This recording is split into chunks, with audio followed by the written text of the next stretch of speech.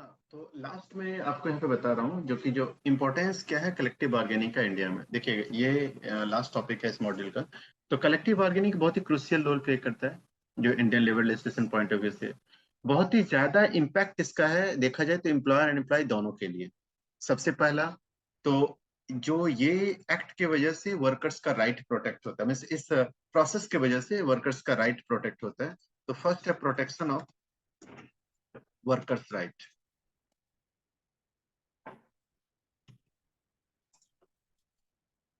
पहला तो ये हो गया। सेकंड क्या है, जो कलेक्टिव बार्गेनिंग की वजह से एम्प्लॉयर एंड एम्प्लॉय के बीच में एक रिलेशन का जो है सो काफी ज्यादा बैलेंस होता है। तो सेकंड पॉइंट जो balancing employer employee relations, balancing employer employee relations.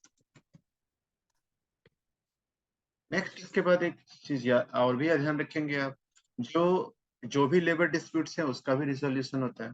तो रिजोल्यूशन ऑफ लेबर डिस्प्यूट्स।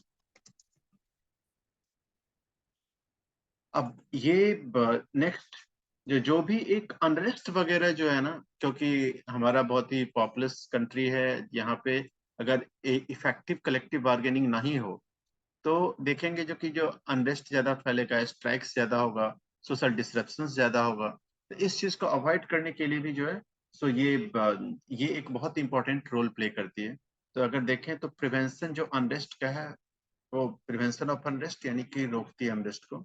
तो सो prevention of unrest.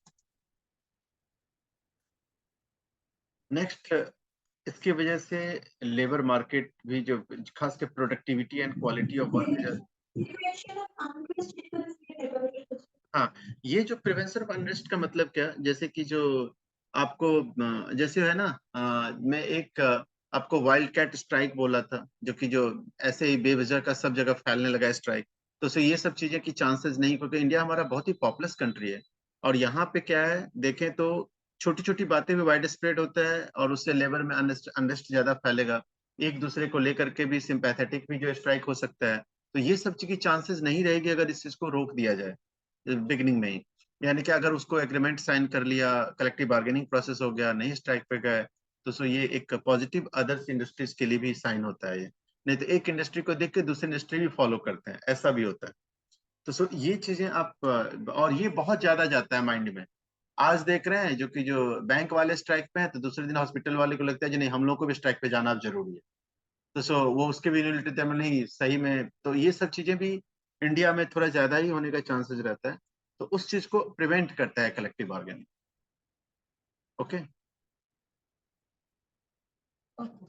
Then after that promoting social justice. देखिए एक सोशल जस्टिस भी यहाँ पे प्रमोट होता है जो कि जो कलेक्टिव बार्गेनिंग सोशल जस्टिस में भी कंट्रीब्यूट देता है, क्योंकि वो चाहे इनकम इनक्वालिटी को लेकर के हो, जॉब सिक्योरिटी को लेकर के हो, तो इस सब को promoting social security, social justice. तो ये भी या चाहे फेयर डिस्ट्रीब्यूशन सैलरी को लेकर के हो, तो ये सब को लेकर के भी जो है सो कलेक्टिव बार्गेनिंग होती है। तो ये कहीं ना कहीं वर्कर्स का जो लिविंग स्टैंडर्ड है उसको भी हेल्प करते हैं अपलिफ्ट करने में उनके फैमिलीज को। तो इस तरीके से एक सोशल जस्टिस प्रमोट करती है। अंडरस्टूड।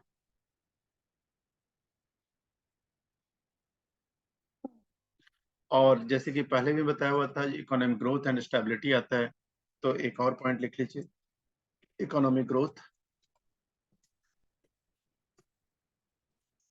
And stability.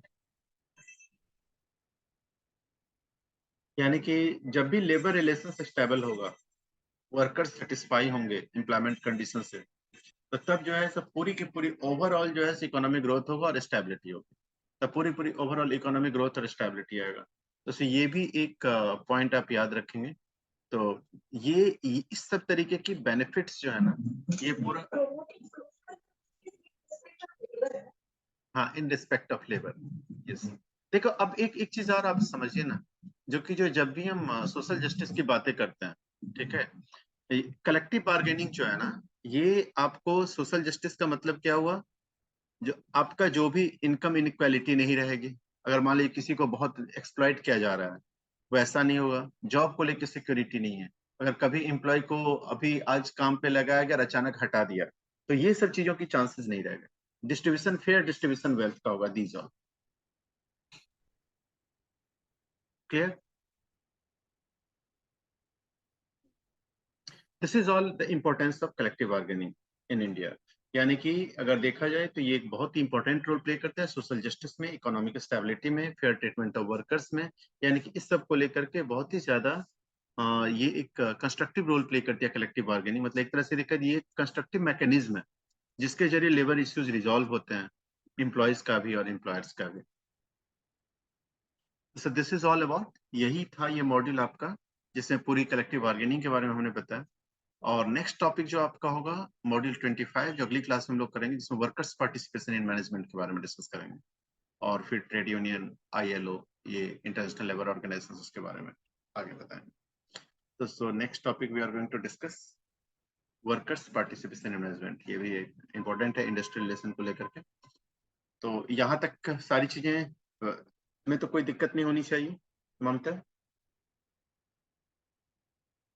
नहीं। ओके, तो सो फिर देवलीना, ठीक है ना, सब कुछ क्लियर।